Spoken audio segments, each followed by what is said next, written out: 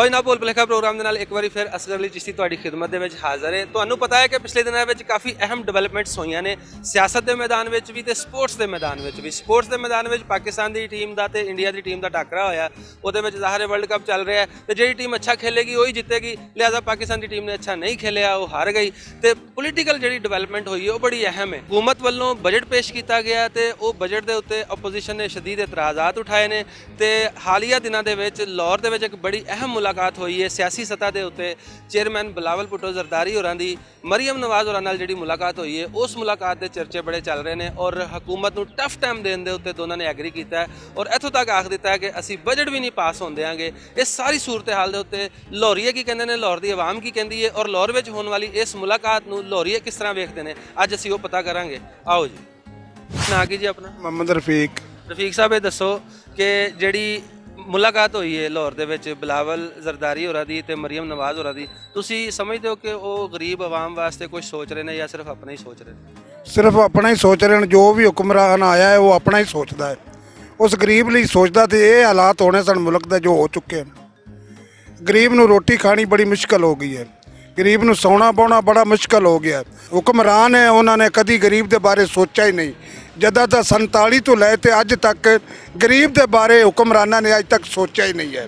जो भी आया है वो अपने बारे सोच के गया है।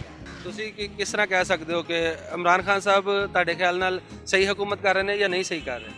हुकूमत तो वो सही कर रहे हैं, बाकी गरीब तो जड़ा ना दिन ब दिन पीसता जा रहा है। गरीब तो दिन ब दिन पीसता जा रहा है। किसी ने अमीर ने घर आन के गरीब के घर आन के देखा है भी गरीब के घर रोटी पक रही या नहीं पक रही, या गरीब भुक्खा सुता है या रज्जा सुता है, अज तक किसी हुक्मरान ने वेख्या है? लो साडे नाल होर दोस्त मौजूद ने, इन्हां कोलों पुछने हैं कि आखदे ने ना की जी अपना? जी अफजल खान। अफजल खान साहब ये दसो कि जिहड़ा ओपोजिशन का हालिया एक अहम मीटिंग हुई है लाहौर दे विच मरियम नवाज होरां दी ते बिलावल जरदारी होरां दी, तुसीं समझदे हो कि ये आवाम का नैरेटिव लैके चल रहे हैं या सिर्फ अपने वालदैन के बचाव की तहरीक चला रहे हैं जिवें कि हुकूमती रहनुमा कह रहे हैं? सर माशाल्लाह तुसीं आप समझदार हो, तुसीं भी समझदे हो इस गल नूं कि जस्ट वो तो अपनी तहरीक चलाने की जड़ा ना उन्हों की एक समझदारी का मुजाहरा कर रहे हैं कि सानू किसी तरीके नाल इस अजाब से जिहड़े च पाता है ना सानू कढ़ दिता जाए।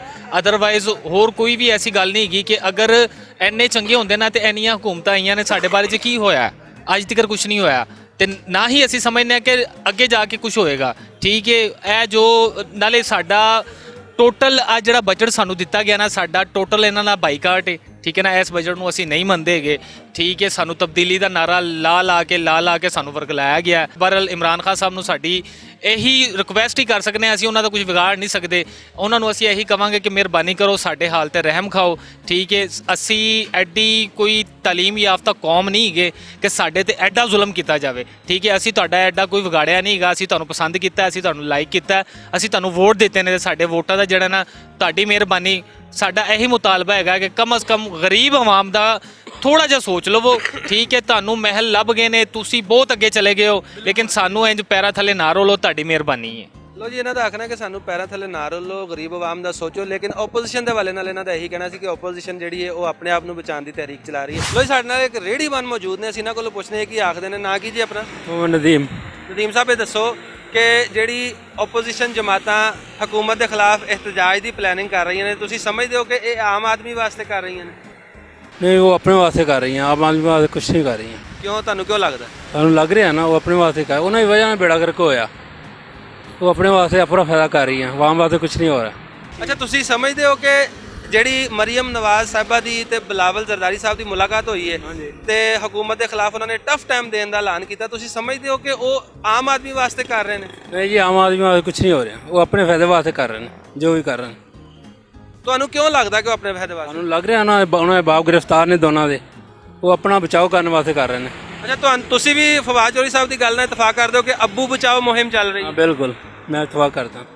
तो जी इन्हों का आखना है कि अब्बू बचाओ मुहिम चल रही है, आम आदमी वास्ते वो कुछ नहीं कर रहे। जो उन्होंने करना होंदा जो उन्होंने हुकूमत सी उदों करते या उस तो बाद भी कर सकते सी, हुण भी कर सकते हैं, लेकिन क्योंकि हुण इस टाइम उन्होंने अपने उत्ते औखा टाइम है, इस वास्ते वो इकट्ठे हो रहे हैं। अच्छा, तुहानूं याद है कि मरियम साहबा बिलावल जरदारी वास्ते या जरदारी साहब वास्ते की कहंदियां रही ने, की लफज इख्तियार करदियां रही? बड़े इख्तलाफात सी इन्हां दे, बहुत बुरा करते रहे थे, अपने दोवें एक दूजे नूं चोर कहंदे रहे। बिल्कुल, ते हुण क्यों इकट्ठे हो गए ने? उन्होंने मुसीबत आई, फसे ने, हुण इस वास्ते इकट्ठे होए ने।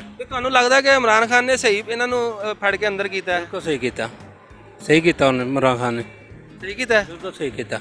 ਤੇ ਹੋਣਾ ਚਾਹੀਦਾ ਹੈ? ਹੋਣਾ ਚਾਹੀਦਾ ਐਵੇਂ ਕੀ ਹੋਣਾ ਚਾਹੀਦਾ ਜ਼ਰਦਾਰੀ ਦਾ ਤੇ ਨਵਾਜ਼ ਸ਼ਰੀਫ? ਜੋ ਉਹਨਾਂ ਲੁੱਟਮਾਰ ਕੀਤੀ, ਪੈਸਾ ਇਕੱਠਾ ਕੀਤਾ, ਉਹਨਾਂ ਕੋਲ ਵਾਪਸ ਲੈਣਾ ਚਾਹੀਦਾ। ਲੋ ਜੀ ਪੈਸੇ ਵਾਪਸ ਲਓ ਤੇ ਛੱਡ ਦਿਓ, ਇਹਨਾਂ ਦਾ ਆਖਣਾ ਸੀ। ਲਾਹੌਰ ਦੇ ਵਿੱਚ ਰੇਹੜੀਬਾਨ ਨੇ ਤੁਸੀਂ ਵੇਖਿਆ ਕਿ ਆਮ ਆਦਮੀ ਕੀ ਆਖ ਰਿਹਾ। ਆਮ ਆਦਮੀ ਸਮਝ ਰਿਹਾ ਕਿ ਜਿਹੜੀ ਆਪੋਜੀਸ਼ਨ ਜਮਾਤਾਂ ਇਸ ਟਾਈਮ ਇhtਜਾਜ ਵੱਲ ਜਾਣ ਦੀ ਕੋਸ਼ਿਸ਼ ਕਰ ਰਹੀਆਂ ਨੇ, ਉਹ ਸਿਰਫ ਆਪਣੇ ਜ਼ਾਤੀ ਮਫਾਦਾਤ ਦੇ ਤਹਫੁਜ਼ ਵਾਸਤੇ ਇhtਜਾਜ ਦਾ ਰਸਤਾ ਇਖਤਿਆਰ ਕਰ ਰਹੀਆਂ ਨੇ, ਜਦਕਿ ਆਮ ਆਦਮੀ ਨਾਲ ਉਹਨਾਂ ਨੂੰ ਨਾ ਪਹਿਲੇ ਕੋਈ ਗਰਜ਼ ਸੀ ਨਾ ਹੁਣ ਕੋਈ ਗਰਜ਼ ਹੈ। ਤੇ ਇਮਰਾਨ ਖਾਨ ਦੇ ਹਵਾਲੇ ਨਾਲ ਲੋਕਾਂ ਦਾ ਇਹ ਆਖਣਾ ਸੀ ਕਿ ਇਮਰਾਨ ਖਾਨ ਮਹਿੰਗਾਈ ਤੇ ਕਾਬੂ ਪਾਉਣ ਦਾ ਕੋਈ ਤਰੀਕਾ ਕੱਢਣ ਔਰ ਆਮ ਆਦਮੀ ਨੂੰ ਰਿਲੀਫ ਦੇਣ ਦੀ ਕੋਸ਼ਿਸ਼ ਕਰਨ। ਲੋਕਾਂ ਨੇ ਉਹਨਾਂ ਨੂੰ ਵੋਟ ਦਿੱਤੇ ਨੇ, ਉਹਨਾਂ ਨੂੰ ਵਜ਼ੀਰ ਆਜ਼ਮ ਬਣਾਇਆ ਹੈ, ਤੇ ਇਸ ਵਾਸਤੇ ਨਹੀਂ ਕਿ ਉਹ ਮਹਿੰਗਾਈ ਹੁੰਦੀ ਰਹੇ ਤੇ ਉਹਨਾਂ ਦੀ ਜ਼ਿੰਦਗੀ ਮਜ਼ੀਦ ਜਿਹੜੀ ਹੈ ਉਹ ਤੰਗ ਹੁੰਦੀ ਰਹੇ। ਉਹਨਾਂ ਦੀ ਜ਼ਿੰਦਗੀ ਆਸਾਨ ਕਰਨ ਵਾਸਤੇ ਇਮਰਾਨ ਖਾਨ ਸਾਹਿਬ ਕੁਛ ਜ਼ਰੂਰ ਕਰਨ। ਲਓ ਜੀ ਮੈਨੂੰ ਇਸੇ ਦੇ ਨਾਲ ਦਿਓ ਇਜਾਜ਼ਤ, ਅਸੀਂ ਫਿਰ ਅਗਲੇ ਪ੍ਰੋਗਰਾਮ 'ਚ ਹਾਜ਼ਰ ਹੋਵਾਂਗੇ ਨਵੀਂ ਗੁਫ਼ਤਗੂ ਦੇ ਨਾਲ, ਨਵੇਂ ਮੌਜੂ ਦੇ ਨਾਲ। ਉਦੋਂ ਤੱਕ ਤੁਹਾਡਾ ਤੇ ਸਾਡਾ ਰੱਬ ਰਾਖਾ।